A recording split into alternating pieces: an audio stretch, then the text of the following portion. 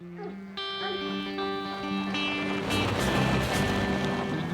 best of New Zealand's rural heartland. Hyundai Country Calendar. This 17-hectare community garden may seem a little overgrown. It might look like a hot mess to you guys, but it's actually doing exactly what it needs to do. You don't get those in the supermarket. The combination of doing the permaculture, doing the Mātauranga, seems pretty unique to me.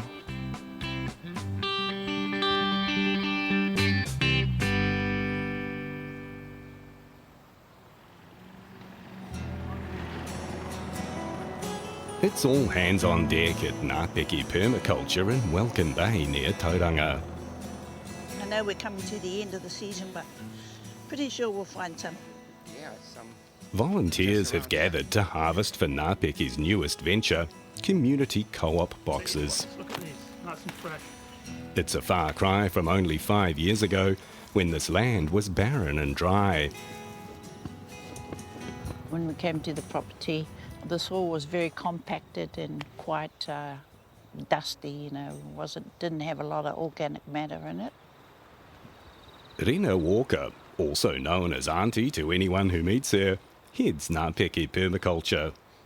The 17-hectare block had been leased out to local farmers, but Rina's leading the drive to turn the land into an environmental haven. We're going into our 6th year. They were growing maize on at least 2/3 of the property for about 16 years. Prior to that, there was a dairy farm. That was probably a good 30, 40 or so years. With help from right-hand man Ollie Gaspar, originally from Brazil, a combination of Mātauranga Māori or Māori knowledge and permaculture principles are being used to revitalise this Ngāti Pūkenga land. We're almost doing full circle, right? Climate change means that we have to really think and be thoughtful about how we might do something. And I find that we're going back to what my tupuna used to do. So there's a lot of learning in that. And not just here in Āotearoa, across the globe actually. A lot of indigenous practices starting to come back. Hey, there's a wasp nest here. This is the Brazilian way, okay?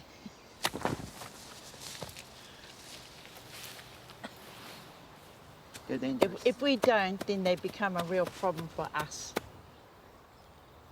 We used a mix of 40-odd different seeds in nitrogen fixes and, you know, groundbreaking root crops and all that kind of thing to open up the soil, to add lots of organic matter and really build up the microorganisms in the soil. All of that stuff here is eatable stuff. September last year, our tractor broke and then we didn't have tools enough to be able to do the whole thing. To keep it down. To keep it down. But this is ideally how we want to have it. And so we would come in and cut and drop each time, maybe twice a year at certain times of the year. Because it's so labour intensive, NPI draws on a keen pool of volunteers to keep things moving. Hey, I'm just one little old lady. You know, I came into the project with my eyes wide open. We're going to need help and lots of it.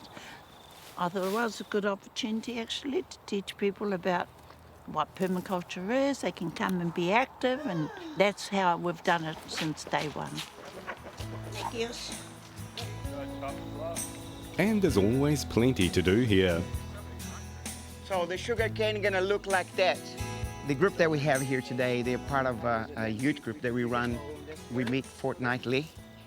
We came here before to plant and help Auntie. So today is always a good day to come in and support her. But we also run an alternative education program from another trust called Piaranui. Open like big here, a little bit different. The kids from that program come here during the week to support Auntie, but is also connecting them back to their whakapapa and the land. Legacy McVeigh from Ngāti Pūkenga is one of those who lends a hand. Just a good environment, you know, good community, learn heaps, mean feeds.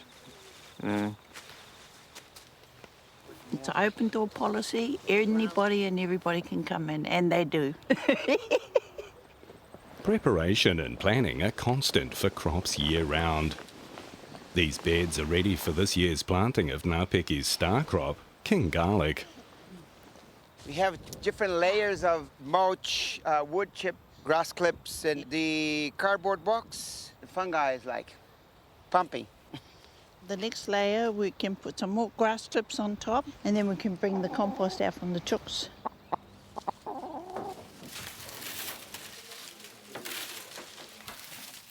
These are the seeds for the garlic. Looks like an onion, but these are the best seeds to use for it. We're probably going to plant around maybe 800 or 1,000 seeds, and that will give us around 300 to 400 kgs of garlic. After we harvest, we need to dry, so that's why we just create this to put it. It's very hot up here and is drying really well. So today is the day to process the whole thing. Couple? Yep. John Rothery is one of the core group of volunteers here at Ngāpeke. Another clove. One of the things that really impresses me is not just the knowledge that you get from everybody that comes here, but it's also the fact that we're making a small contribution to people's lives in terms of affordable food. With the garlic harvested, the main focus at this time of the year is on the kumara beds. I'm just harvesting some of the kumara just to see how they're going. We can start to eat now, but it's still another month to go. For me, the Mara is the place where we can grow food and grow people. I like the Maori proverb that say, he aha, te mea nui o te ao, o tēnei ao, he tangata, he tangata, he tangata. I think we do this so we can do together, but we feed together and we live together. Bringing some of my kids here and seeing the healing come into their lives and transformation come into their lives. So it's pretty cool. Gardeners are always experimenting, no matter whether you're doing something big like this or you've got a raised garden in your backyard. The most inventive people, I reckon, are gardeners. And it's this approach that has caught the eye of environmentalists and scientists alike.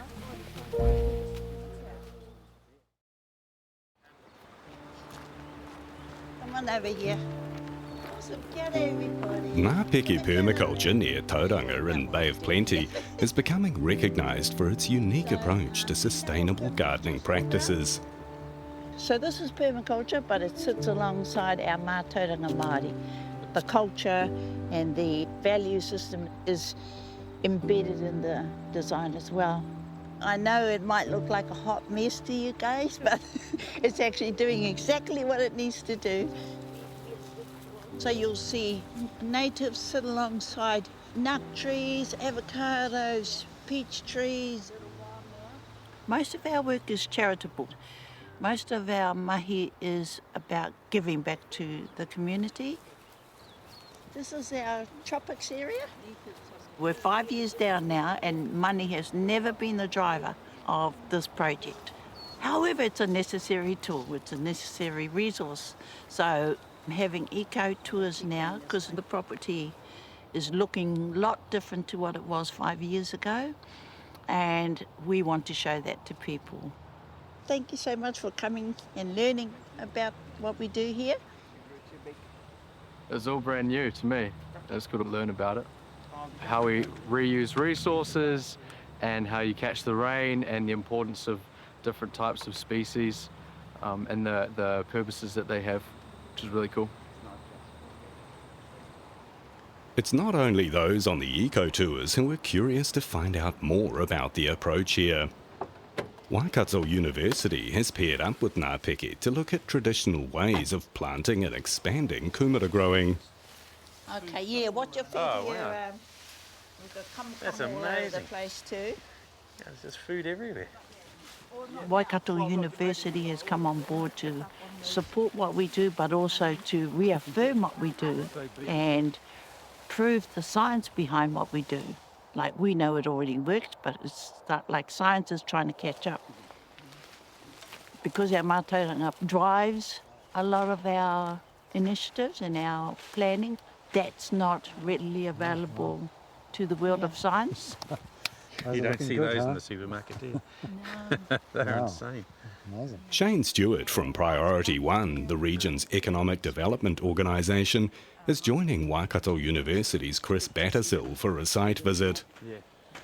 They do a lot of amazing stuff here. They're a real example of how getting past either ors in discussion, so it's not just social or economic or environmental, it's not just Mātauranga or Western, they're all holistically done together, and they're doing amazing things for the community, as well as helping, I guess, our researchers and scientists develop their work. God, they are massive, aren't The project's to do with some of the alternative herbicides and following Mātauranga principles for things. And also we've got an engineering student who's looking at how they might be able to automate or do human assist technologies for some of the traditional kumara growing. We don't do any ploughing here, so it's all, the gardens are built on the top. Every time I come up here, I learn something different. And just seeing how this patch here has blossomed from when I first came here a year or so ago, it's just incredible. The ultimate aim from our perspective, being coastal, is understanding how this type of permaculture lessens the runoff of things that we really don't want going into the systems, herbicides and pesticides, unnatural ones, because that we know affects enormously what's happening down in the rivers and the estuaries. So it starts here on the land, and if we're smart, we'll be able to harness it, and it will direct the sort of science that we're doing, and indeed that's happening. Education and Mātauranga Māori and science and all that is really big for me. So it's important to me to get the message out to everybody about how to grow kai sustainably. You know, there's so much food poverty in our country, and really, you know, what's that all about? One of those who has benefited from Rena's drive to share knowledge is Shona Ua Marsh from nearby play centre Giggles. Hey guys, what in Maybe about 4 months now that we've been getting abundance of kai from here. Oh, look at that. Oh, that's so cool. Probably 3 times over have fed our whānau within the learning community, and we have over 70 families here on a daily.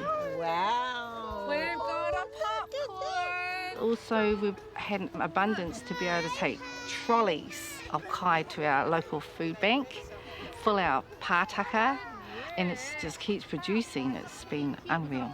Remember? But you know what, we can use these for the seeds for our next lot. Makes my heart, you know. What's the word? It's like I'm a proud nana of all these more.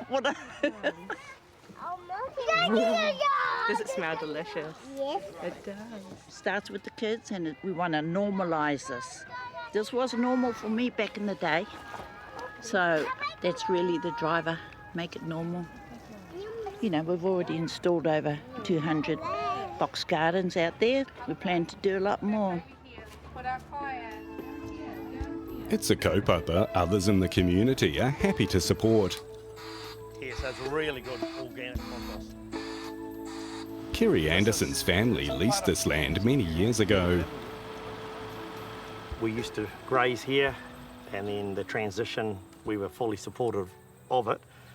And so we just thought it was a great project to get on board with. Just jumped at it to help them in any way we could. Compost that we bring up from the Hawke's Bay, from Biorich. It's lovely organic compost. Yeah, and just look how well it's broken down. We supply the compost just as Rena needs it. She just rings me and we just get on with it. And yeah, it works really well. Thank you. Cheers, my brother. This kind of kaupapa attracts very community-minded people, and they come from all different corners of the community. They're very generous people. Everything is useful. Everything has a use around here. The less inputs you have, the more sustainable you can become. So we have very little inputs. The wood chip comes in because we don't have enough forested areas here to have our own wood chip. So it's a good partnership with our arborists because they actually pay a lot of money to dump the wood chip. We don't charge them here because that stuff is so valuable to us. We have compost coming in, but that's only for our garden beds that we do out in the community. Sleepers for community garden boxes are also donated by local business Sequel, an initiative started by Ray Āotearoa during COVID. I don't know anything about gardening. Actually, no tēnei. But I can make these things and put them up. So I reached out to Whairina and I said, I can't do this without you. She said, I can help you, which is good because they have all the expertise and all that sort of stuff. They offer all sorts of wonderful things like workshops to help sustain these gardens. So, ka pai, auntie. So all my timber is out there and all the soil. And so we just walking side by side.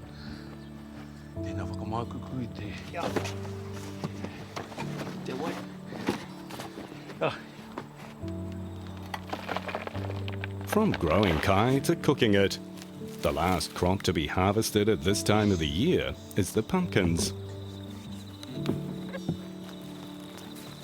Beautiful pumpkins for our soup.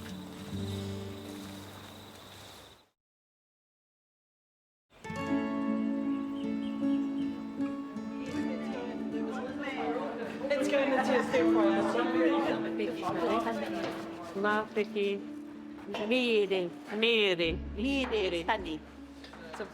Next door to the gardens at Te Whetu o Te Rangi Marae, Rena's sister, Rahira Ohia, is holding a workshop where pumpkin soup is on the menu. We have a strong sense of people needing to connect with the land they're on. So that's what we're trying to create. And I think the thing is that this is teaching us the practical implications of te tiriti o Waitangi, of the relationship between Māori and Pākehā, you know, because we're doing it in a way that is from which trust evolves, and therefore we're always going to be together making sure our entire community is operating at the best it can. It's an holistic view that extends to the local awa, which used to be a place to gather kai, but in recent years has been unusable due to pollution. We're trying to create a pool of people who understand we need to work hard on ensuring that our coastal community here, our coastal kāinga here, is sustainable forever. And we can't achieve that by just continuing to do things in the way that we've always done them. That's what's wrong. We need to do things better than that. Taonga species specialist Chrissy McLeod is key to the restoration project. In here we've got a whole lot of natives and we've been out and collected seed locally. So we've brought them back here, cleaned them all up, sewn them in trays, and we're busy propagating those at the moment. Ngāpiki is involved in a number of local planting projects and is happy to share knowledge with others who want to do the same. Te Eringa Hikitanga moved from Auckland last year with a vision for her own whānau land. Oh my gosh, it just fills my wairua. Being able to be here and manifest aspirations of the whenua. Because it's been cropped in maize for many, many years. Our whānau have had eyes off it, off the whenua, so there's a lot of degradation there. This is such a beautiful space to be working in. It gives us confidence that our whenua is going to change too. And it's not going to take long to actually do that. Yeah, because it's showing here. I like the wetland ones because it helps us take care of our tāhuna, which is really important to us, te tāhuna o rangatawa. So yeah, keeping the water filtered and clean before it actually gets out into the tāhuna, that's a big thing for us. We're planting manuka today because that will help with soaking up some of the moisture in here. They do like wet areas, and we're also wanting to attract more birds and insect wildlife here, so food for the birds. We had lots of flooding last year. I think it was about 4 big flood events. All this area was underwater, so these will act as a filter so that not a lot of paru goes out into the tāhuna. Those weeds are a bit of a hoha. Our approach to things to do with the land actually go all the way up to Āotearoa, all the way down to the moana and out to the ocean. When we think about what we do here, we think about those areas as well. We're not really just doing it for here. It's the big picture is that we're doing our best to be kaitiaki. Harlem Tihima has been on Ngāpeki's volunteer team for just over a year. Oh, it's been amazing. I love coming here. I spend every single day in the school holidays to come here when Ollie lets me. I just hope that we all realise that there's some major changes going on, and I'm no scientist, but I'm a whenua person and I see this day in, day out. There are some major things going on in our environment that we need to at least be thinking about. And if you're in a position to be actively changing something in order to get something better, then that's the way to go.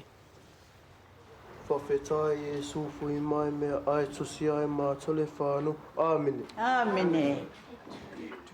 There seems to be challenging times for Te Ao Māori and for government, initiatives and so on. Unless we can come together like good treaty partners should, then we can find those common grounds and at least actively be doing something together as treaty partners. My gosh, we got plenty of examples of that going on around here. So get good at having a relationship with one another and then we can do some awesome things.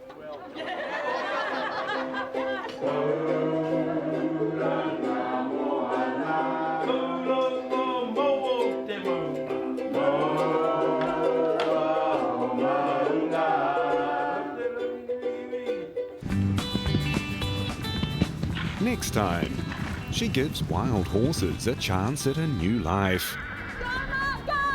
They've all succeeded. They've all gone on to live a great life. And she gives purpose to the most misunderstood animals. There's not a less athletic looking horse that we own. He looks like a hot cross bun with legs. That's next time on Hyundai Country Calendar. Country Calendar was brought to you by Hyundai. Future positive.